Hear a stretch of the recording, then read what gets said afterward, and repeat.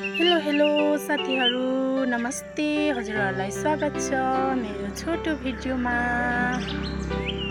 Like अनि comment गरिदिनु होला। अनि हजुरहरू सन्चै हुनुहुन्छ होला अनि म पनि सन्चै छु। अनि साथीहरू, अहिलेको नयाँ सरकारले 15 मिटरले हाम्रो घर लान्छ भन्छ साथीहरू। साँच्चै लाने हो कि होला? अनि हजुरहरूलाई कस्तो लागिरहेको छ? मलाई चाहिँ एकदमै दुःख लागिरहेको छ साथीहरू, अनि खुसी पनि लागिरहेको छ।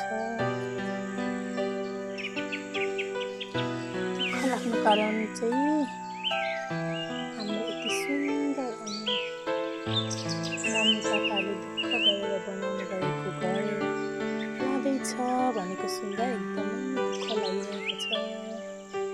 अहिलेको त फेरि एकदम पक्की घर है साथीहरू। अहिलेको बिल्डिङ भन्दा पनि एकदमै दह्रो घर, अनि हाम्रो मम्मी बाबाहरूले पसिना बगाएर अनि दुःख गरेर बनाउनु भएको घर 15 मिटरले जाँदैछ भन्दा एकदमै दुःख लागिरहेको छ साथीहरू।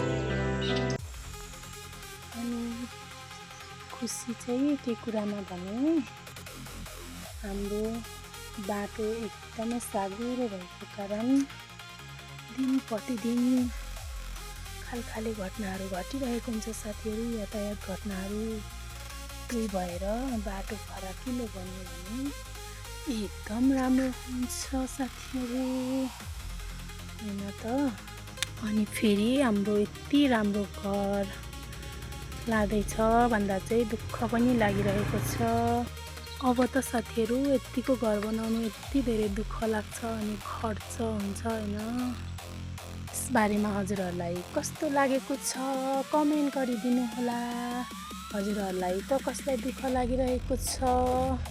अनि हामी कतिजनाको घरहरू चाहिँ दुःख लाग्दै भए पनि भत्काउनु पर्ने होला। यो साथीहरू के गर्नु, विकास हुनुको लागि विनाश पनि हुनैपर्छ भन्छ। बाई बाई साथीहरू, आजको मेरो भिडियो यति नै।